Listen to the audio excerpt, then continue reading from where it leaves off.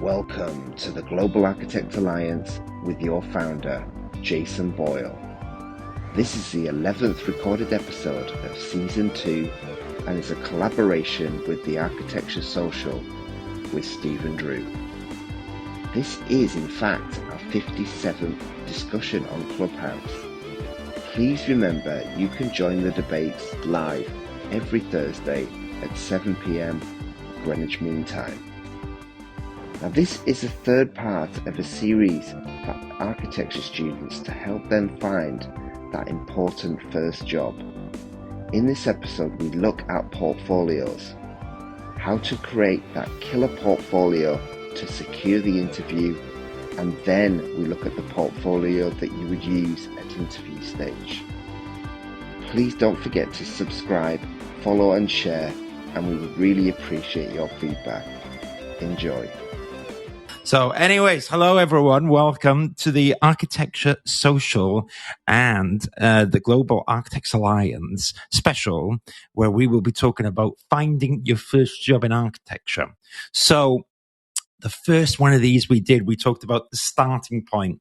Last week, we talked about CVs as well. And I guess if you think of the CV as the core component, which would be the structural elements of the house in this analogy, well, the portfolio is all the little bits and bobs inside that house, which makes you want to buy it. The portfolio in the analogy, I think, is super important because it's the bit that's going to convey to the client and it's going to wow the client that they should hire you as well. And also the portfolio, as well as what you send in an email to an employer to get a job. And we'll talk about how that should look. But the portfolio is also, it's the talking point in an architecture interview. So if anyone hasn't been to an architecture interview yet, do not worry. We've all been there. I've been there. And don't worry, you can do it too. It's going to be very normal to be a little bit nervous. But typically, unlike other interviews, say now you're going for a job as an accountant or whatever, you're not going to be talking around a bunch of Excel sheets. Probably not. I don't think so, Jason. I think the accountants do talk about other things than just Excel, looking at Excel documents. Absolutely. But the point I'm making is we're a bit of an anomaly in that the interview is focused around the portfolio. Architecture is a visual industry. Okay. And what that means is the portfolio is a really good gateway into showing the interviewer all the skill sets that you've done. But the thing is, the can't get my words out. Basically, it's like a Friday here in the UK because we're all going on holiday in a bit. But the portfolio in the interview can seal the deal, or it can deter someone because it's visual. It has to stack up. It has to wow the person. And more importantly, it needs to convey to the interviewer that you are the right person for the role, that you can do this position.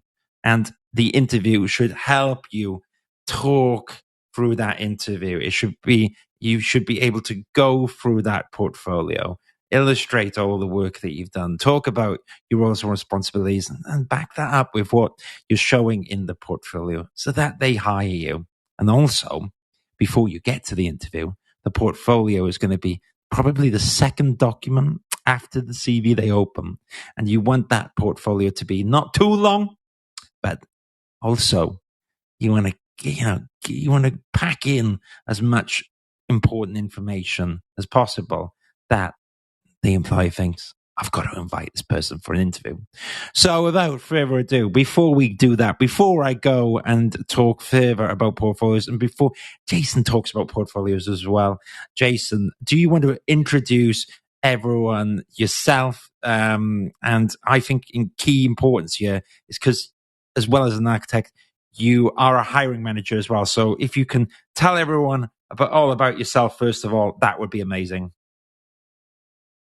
Yeah, thank you, Stephen. So my name is Jason Boyle. I've been an architect for 22 years, and for nearly 14 years, I've actually been working in the nuclear industry and working on projects in the range of 250 million to over £1 billion. And so we work on large projects with architects, consultants, and also many other disciplines. So we're a multi-discipline design team, but it's very much sort of large laboratories and large industrial buildings. And this subject's really, I think, really key, and especially this episode that we're talking about with portfolios, because I think one thing I want to pose back to you, Stephen, is I think the portfolio that you send out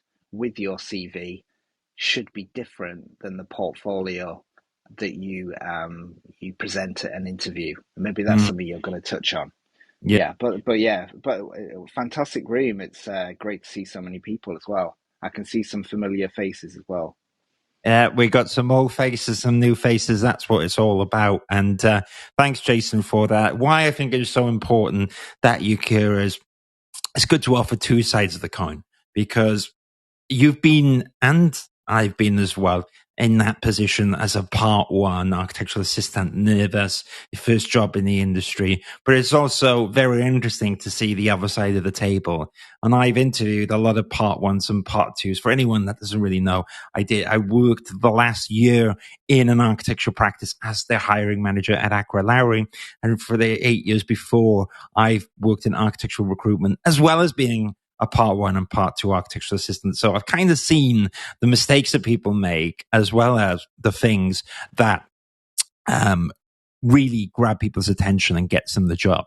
So thanks for that, Jason. I'm going to talk about the point that you raised, because I think that will kick us off perfectly.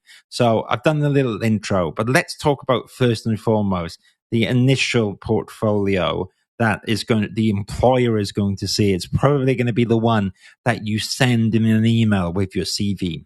Now, in the recruitment world, that's what's called a sample portfolio.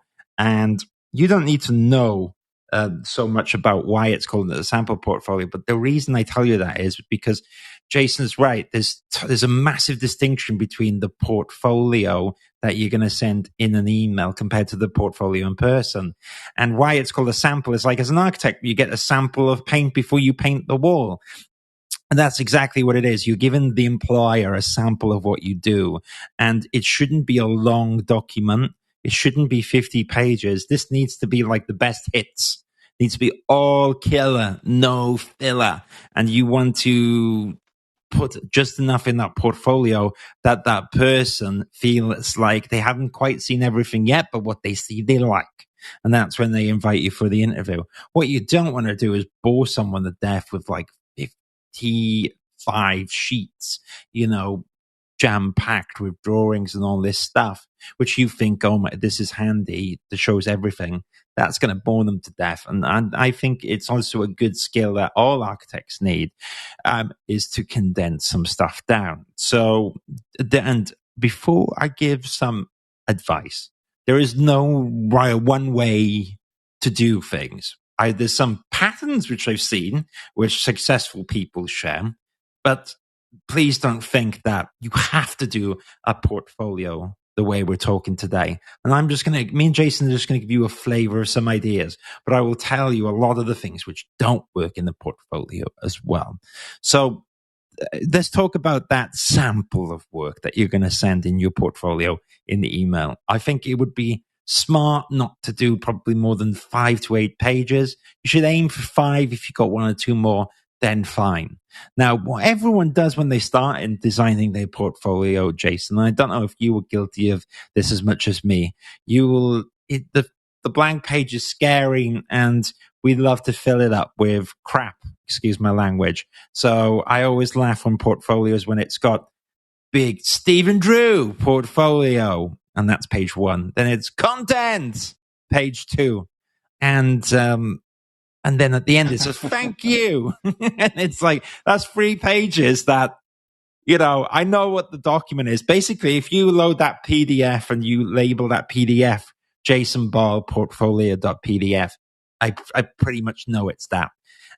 So don't worry about starting on a blank slate, but try not to do filler pages. And especially in the portfolio that you're sending, it's all killer. So, okay, Jason, I'm going to use you as my analogy. Okay, so if I want to apply for Jason's team, okay, and we haven't scripted this, so I'm going to think on the fly. So if I really particularly want to go into the nuclear sector, Jason, then I'm going to guess between all the kind of stuff that I've seen that Jason's talked about online, that any in my portfolio, any examples of complicated BIM models would probably catch his attention, because I know for a fact that Sellafields, where Jason works, uses Revit. Yeah, and Jason was one of the first people to bring it into the nuclear sector. So that's going to help. And then maybe I don't have nuclear work, but I would start with trying to think of the detail that I've done. Maybe that's not all in Revit, but I put a detail in. I would try to put maybe an axometric, try to give some variation, and I would try to give as much professional work as I possibly can in there. And for instance, I would try to cover some of the RIBA stages. And let's say Jason put a rollout saying looking for someone, to do technical, complicated problems. Then from that other word of the technical, I would gravitate towards trying to show more detail, trying to show more construction drawings, and in BIM wherever possible in that sample portfolio. Now, that's what I would probably try to do in 5 or 6 pages to go where you work, Jason. So, I mean, you can shoot me down live if you want, but would I have half a chance with that? Some Revit and some technical stuff? Yeah, I think it's right. You're tailoring your portfolio or your sample, so we're calling it a sample portfolio to Yeah. that particular practice, and I think that's what people really don't get. Say if you're applying to a medium-sized practice that does a lot of residential, and you've got some residential work, but you need to put that right at the front and make that the main thing that that they see, because the timing on things is so critical. We talked about last week, didn't we, Stephen, about your CV will literally get between 5 to 10 seconds. The portfolio then might get more time, but if that then first few pages are not really thought about and considered and tailored to that particular practice, then you sort of putting yourself at a disadvantage. So what you said is right. It's essentially making it tailoring that and more specific. And I like that thing of, if I get a sample portfolio of 5 pages, that's perfect. I don't want to look through 50 pages. So you just kind of saying, I want to know more.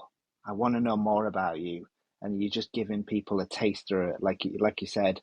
So you want to, the idea, the job of that sample portfolio is to get that interview, so you can really showcase yourself and expand on things. But yeah, anyway. I Thank you. love it. Thank you. And remember, everyone in the room, if you want to add your own thoughts or ask any questions, you can always raise your hand.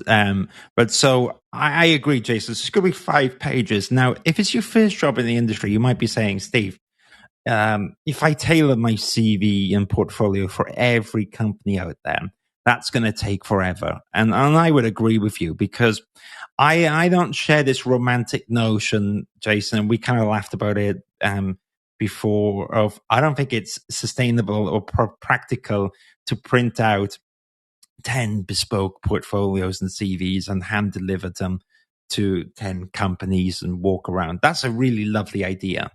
And you might do that for 1 or 2 companies that you work with, but chances are, especially if it's your first job in the industry, I think probability is a good way to go about it. So my advice is, say now, where Jason works in Sellafield is like my top practice, I might do 1 or 2 portfolios which are maneuvered towards attracting that kind of company. So if the company does mainly front end design residential, they're probably going to like all of the beautiful collages and 3D models I've done in my university. If you haven't got any experience in the industry yet, don't worry. Just try to put some of the academic work, which is relatable, such as technical details and drawings, as well as the beautiful renders that you've done as well. That's absolutely fine.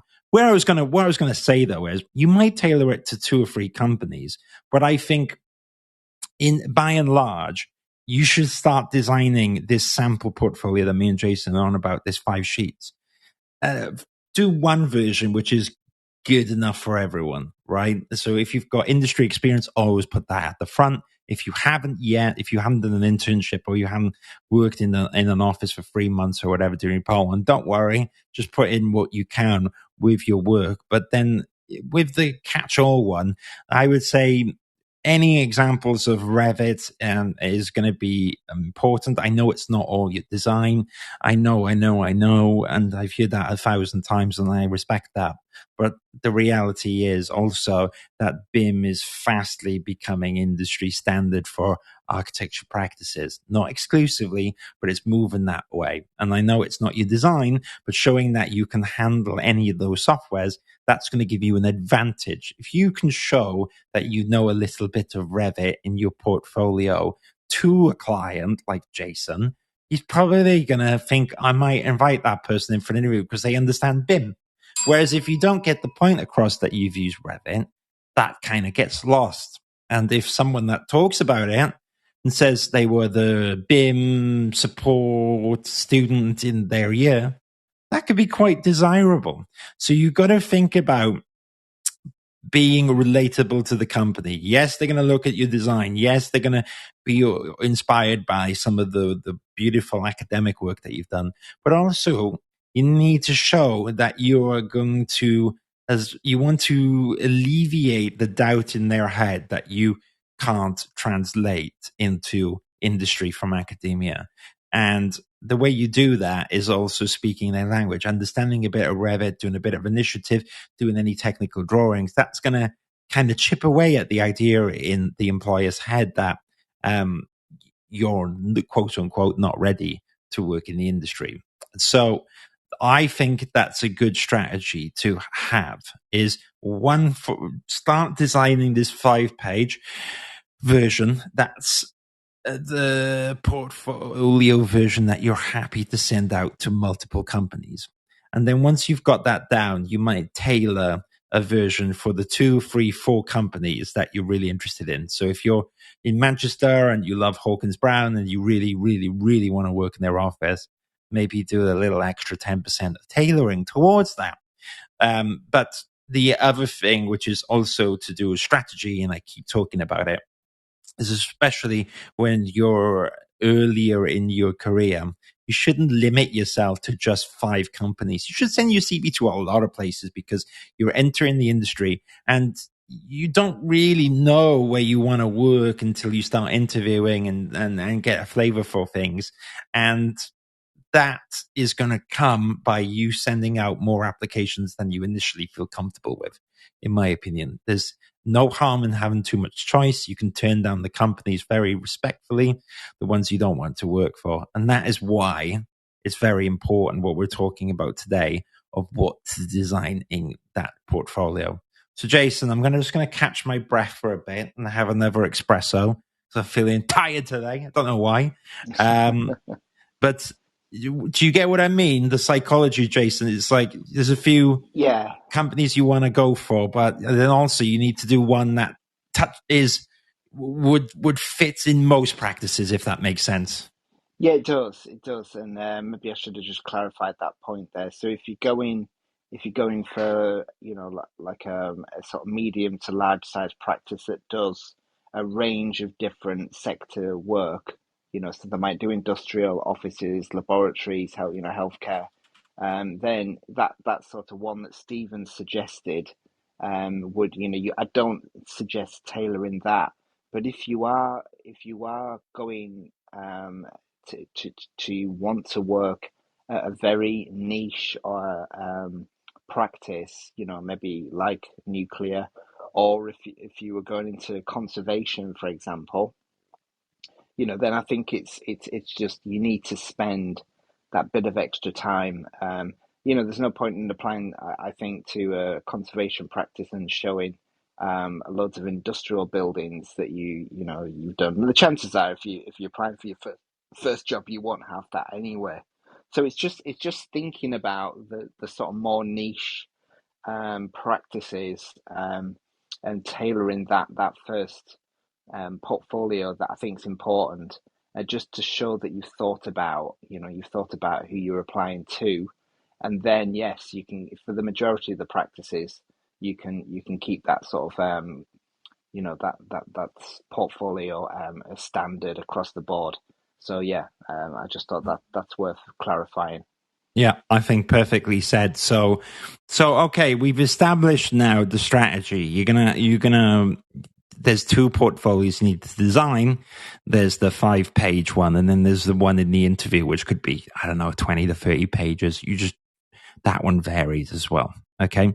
So it doesn't really matter, in my opinion, where you start, whether you start designing the 30-page document one, the one in person, or you start with the 5-person, 5-page, 5-person, what am I on about? The 5-page one. It might be easier for you to start the 5-page one, and then you can even start applying with that while you're building up your larger portfolio of the talking person, or you might be someone who throws everything at it, and then you need to condense it down. But so that's the strategy. That's what you need to do. So basic stuff we'll go through now, like we talked about in the last one with the CVs. Okay, no crazy fonts.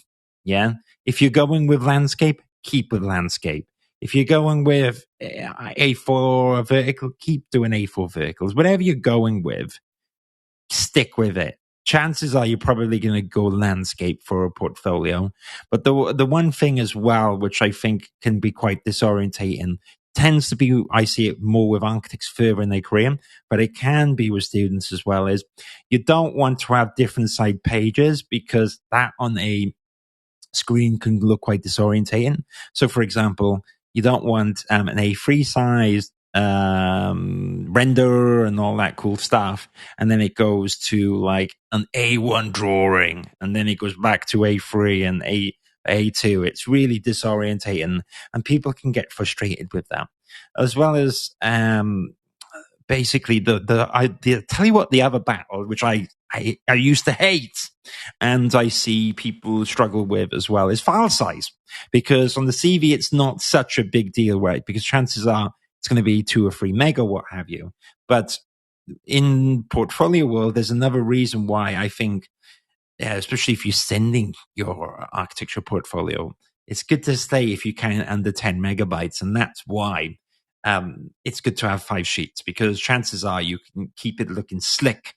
And I personally do not like rastered portfolios which kind of look pixelated. Photoshop tends to do that. I see a lot of those. I prefer, if you use InDesign, it can keep the document a lot sleeker. And you've got to be careful when you bung in drawings in portfolios, isn't it, Jason? Because they can get quite clunky. I mean, what do you think? Oh yeah, and I don't want Dropbox links and WeTransfer links. Again, Yeah. it's just too much. It's too much admin. So what you said is perfect. Keep that sample portfolio to a sensible size that most companies can. It'll go to the email and it'll go through, because I think most 10, 15 to 20 meg file limit. So just be aware of that as well. So, Yeah.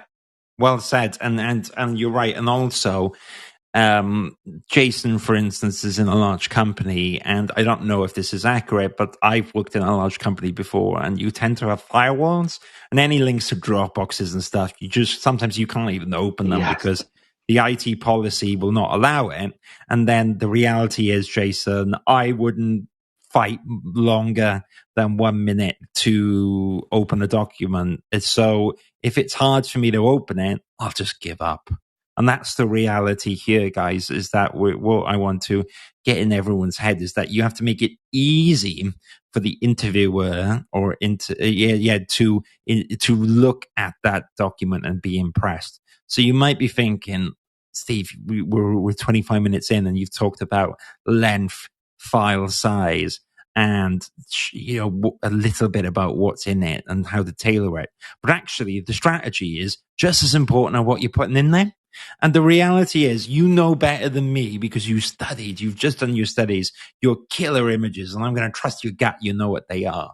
I've kind of suggested that you need to show the employer things they can relate to, such as any examples of technical drawings, any examples of Revit, or if you've done V-Ray, that could work in a company. So those are relatable things. But all the things that I'm talking about now are the little things that are easy to forget because you're concentrating on getting that beautiful collage and putting in the front. But trust me, as lovely as that collage is, if that takes up 15 megabytes, well, maybe this company that you're really interested in, they can't open up the file. And then guess what? That amazing collage, which you spent ages on, they can't even bloody open it. They can't see it. So what happens? You get forgotten. So all the little things make the difference. And file size is key. The other thing is as well, because we're in a modern world, you need to check whether or not the portfolio could be printed well on grayscale in color, but also more importantly, is it viewed well on mobile? Is it viewed well on desktop? Because chances are a director might be opening up the file in a taxi on the way to a meeting, right? And it's got to work and it's got to present well in that format quickly and make an impression. And if it does, and you haven't got these digital barriers such as file size and crazy fonts or heavy drawings, which won't load because you're on, I don't know, 3G because you're not in a 5G area. And the interviewers walking, traveling somewhere, then you don't want all those barriers to stop the person from seeing your awesome work. So I think that's a nice halfway segue. Jason, what do you think? I was just going to say as well, put your name in the portfolio, so it's Jason Boyle's portfolio, and you've got a chance there of it not getting lost, because you just got to think that some people who are going to be picking these things up, they'll try and file it somewhere, and they might want to reopen it, and then then they might have 10 or 15 of these coming in a day.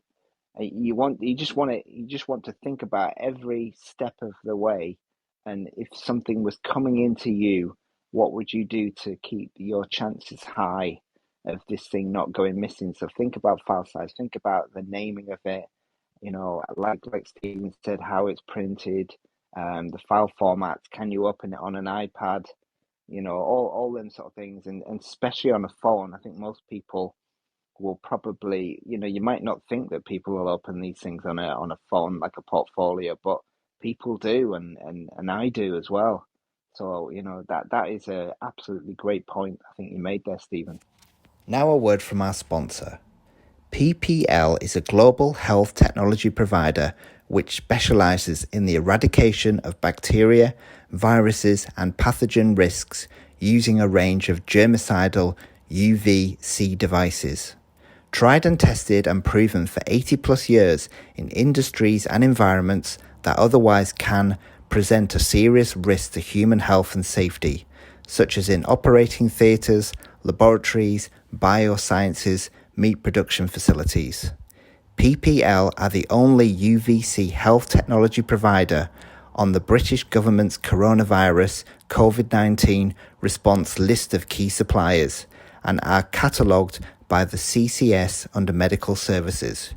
You can find more about PPL biosafety at www.ppl-biosafety.com.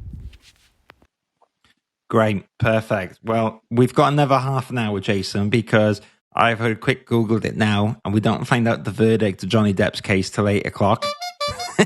so yeah, I have as well. Yeah, so that's going to be our deadline, but we're going to cram in for another half an hour some cool little tidbits. And I'm going to maybe now go into, and together, Jason, we can go into, so we've talked about the parameters. We talked a little bit about the two different types of portfolios. Now we'll talk about the juicy things which are useful inside. So in the 5-page document, always put your professional work, if you have any, at the front. If you haven't, don't worry about it. But also put your most recent work at the front. I don't know about you, Jason, but when I look at a portfolio, I don't really care so much what the person's done in their first year of architecture, probably in between freshers and getting smashed. I think it's like what's probably on the third year, the final year, when they're, a little less hungover and all this stuff. Well, I'm being very generalizing here based on my own experience, but I'm moving aside from that. The truth is, in your third year, the work is going to be stronger, probably, right?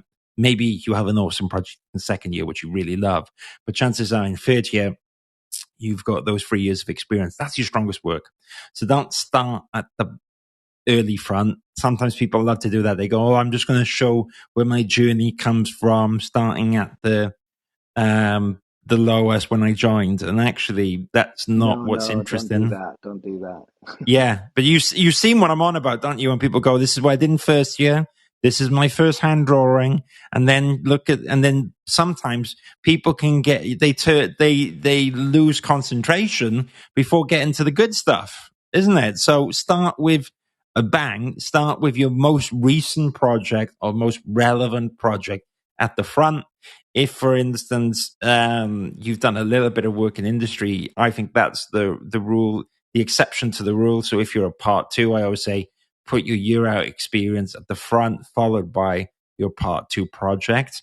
But I know this is talking about finding your first job in architecture. So if you've done the traditional part one route, put your third year work at the front. And the other thing I like to do is if you can weave in, if you've done any technical modules, I think it's really cool to weave in, if you can, all the technical stuff, because I've seen people get hired based upon the details that they've done in technical modules or exploded axonometrics. And these are really cool drawings, which look pretty slick and can be presented beautifully, but they also illustrate to the employer that you've had a go at technical detailing. I'm not expecting you to do everything correct, but you started thinking about that. And then it shows that you've got a little bit more substance and that you kind of started thinking about how buildings come together. Now, you're not expected to know all the answers, but you're making the employer think, aren't you? They're thinking, "Oh gosh, look at all these details. This could be great for my project. We're currently doing that stuff." And that's what you want. Okay. Yeah. Now, talking about the longer portfolio. So we've talked a lot about the portfolio, which you're going to send an email. And that's important because we all want you to get in for the interview. But if you're saying to me, "Steve, I've already secured the interview, and now I'm panicking on what to show," again, recent stuff at the front. It really helps to go through the portfolio, practice it a little bit. But when you're talking about your portfolio in person, and we will go into this either next week or the week after, Jason. I think next week will be cool. We can talk about interviews and techniques. But in essence, in terms of the portfolio helping the interview, you need to develop a flow where you can go through the project, and you don't need to put shitloads of text on the pages because you're not going to read those texts in the interview, and the project should speak for itself a little bit. So maybe you could put a little paragraph in so that people, when they're reading the project, can understand it. But I also tend to think that the labels on desktop and mobile, which read really well or printed out, are when you illustrate to the reader the software you've used and what the heck the drawing is. So 1 to 10, technical one, a technical detail of X component or this cut of the building, illustrating X, Y, Z at 1 to 10, modeled in Revit. Okay, that's kind of a bit more informative about what the heck it is.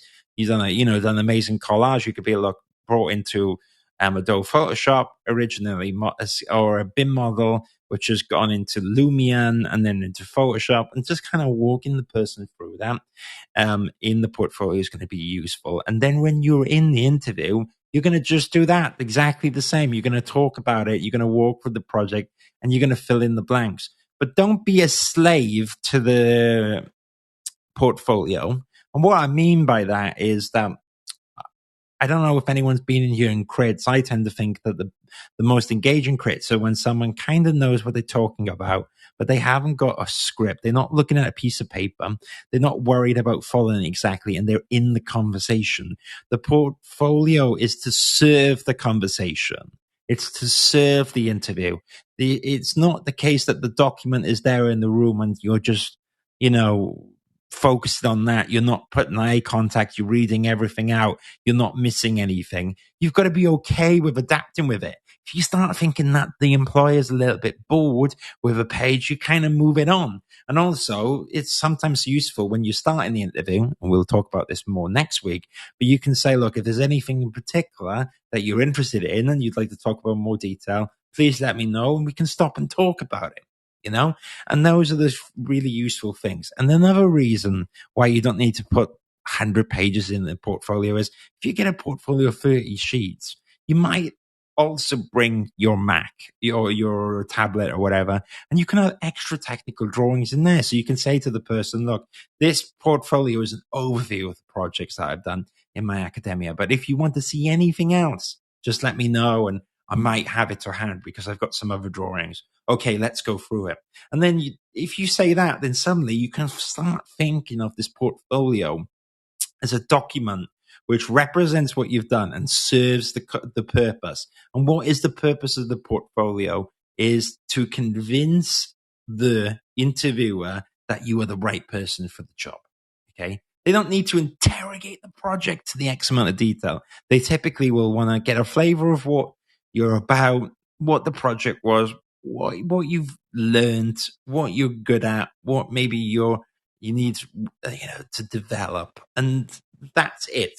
Okay, you can have a difficult interviewer. Sometimes it does happen, and they might go into the intrinsic stuff of projects. But in reality, most architectural professionals are really easygoing people, and if you're respectful in the interview and the portfolio is a joy to read initially, and those 5 sheets in an email. And then when you're going through the interview and the document, the portfolio is there, and it really just helps the conversation flow. And that's the key word, helps the conversation flow, helps.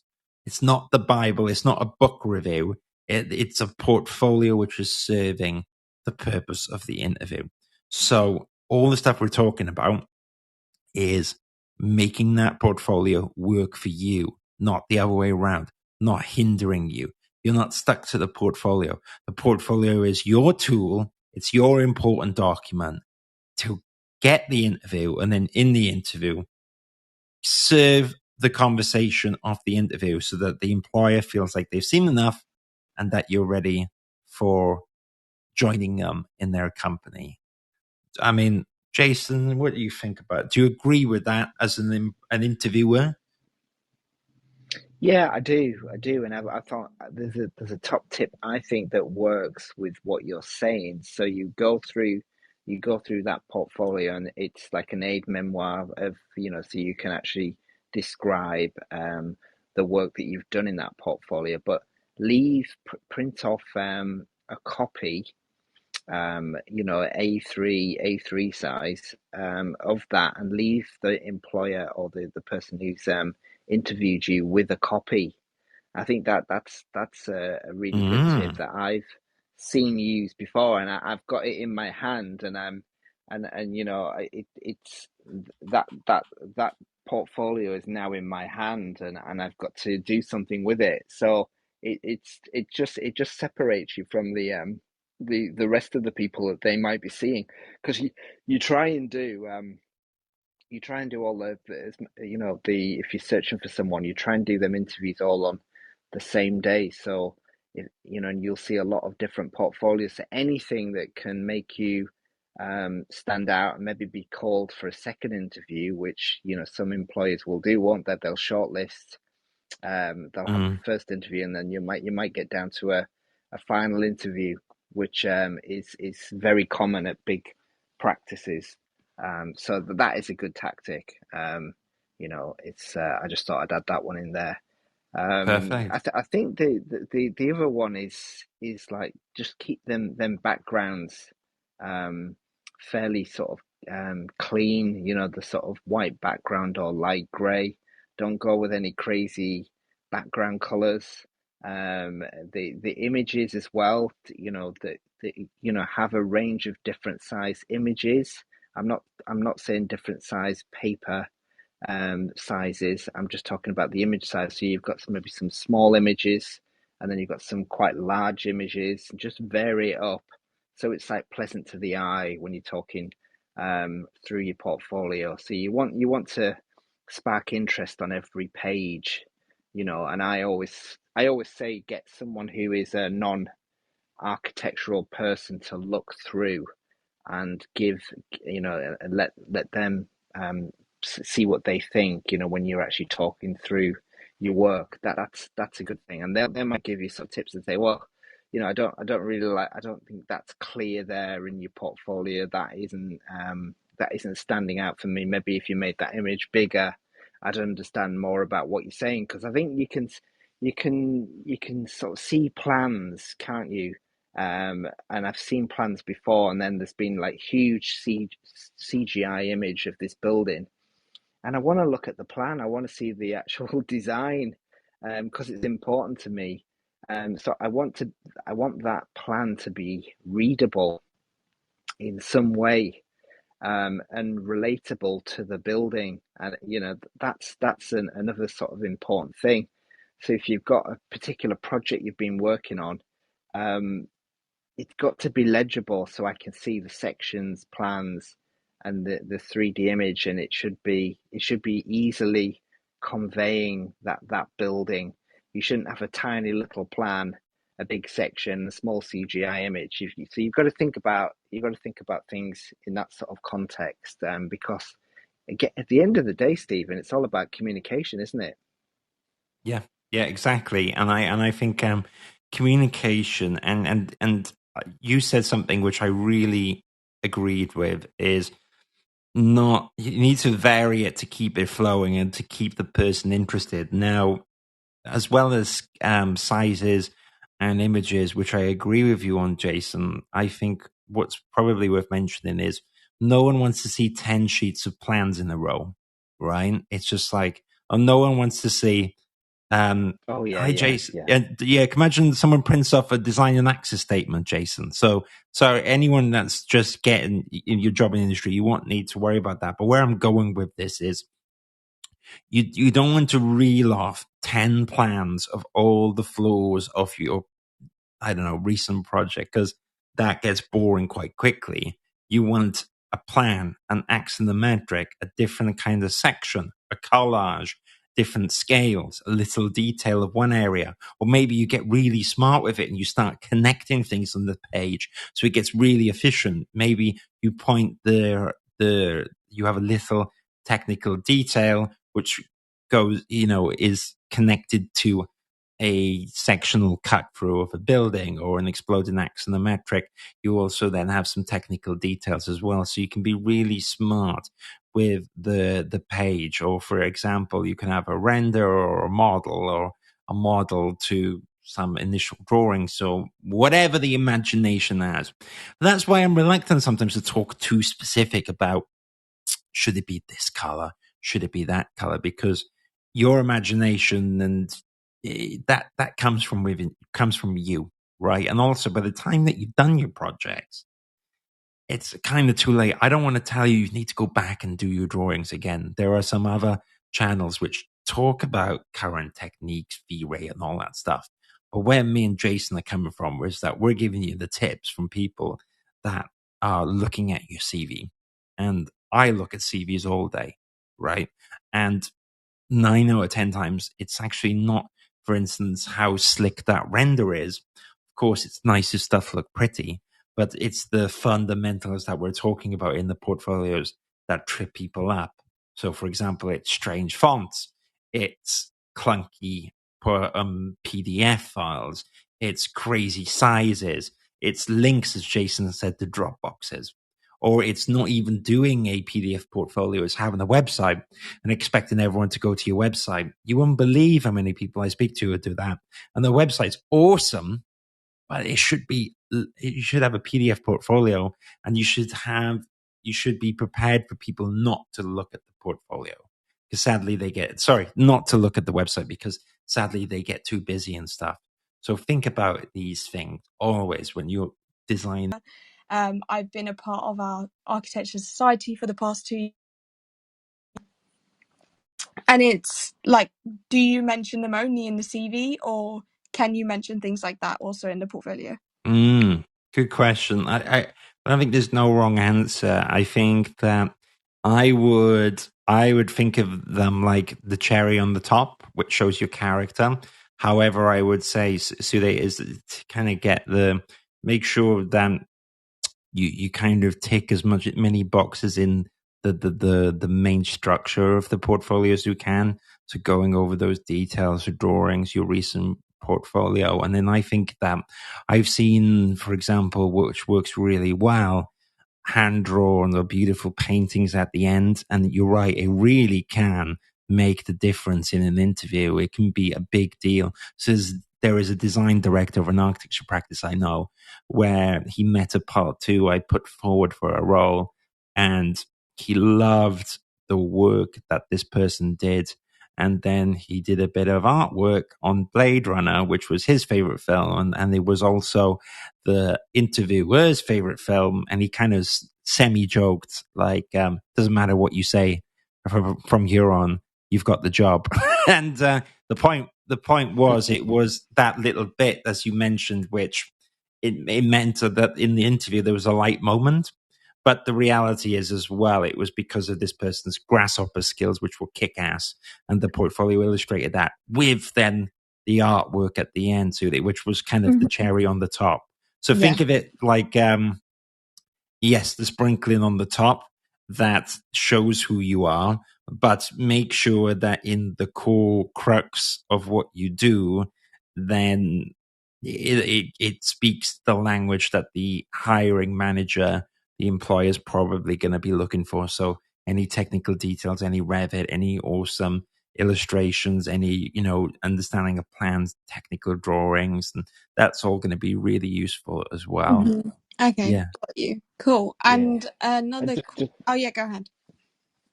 I was just going to say, just don't underestimate, freehand drawing. I think it's still very, very valuable, and I know a lot of older partners in practices would love to see hand drawings. So just also bear that in mind as well. But carry on, yeah. Okay, cool. That's good, because I feel like it's very natural for architecture students to also do sketching on the side, which is relevant. Another question that I had was, what is, in essence, the best format to display your portfolio when it comes to the interview stage?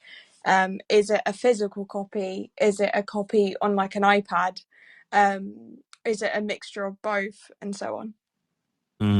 Good question. I've seen it depends on maybe if you got like the killer Mac big beautiful one, that's quite seductive and that could work really well. But I think if in doubt, I think while you don't need to print loads of portfolios to hand out to companies, because you can't control whether or not that's being used or put in the bin, actually printing out one beautiful portfolio for yourself is not a bad thing, and then I would, rather than printing loads of portfolios out for people, I think it's fine to just spend a bit of money on your portfolio, which you're going to take to interviews.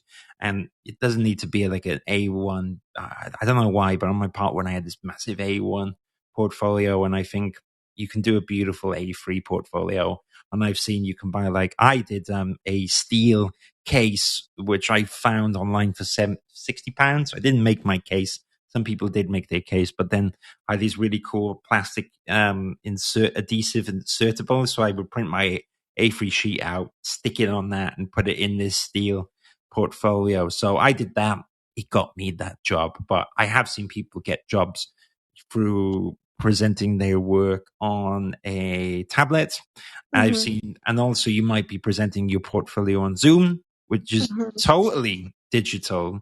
You just kind of have to prepare for the variables. The downside with technology is that it could be, for instance, your battery dies, or maybe less dramatic. It could be, though, that while you find the screen is easy to use, if there's 4 or 5 people in the room in the interview, it's really difficult huddling around a small iPad, and that can kind of take the wow factor out of your work.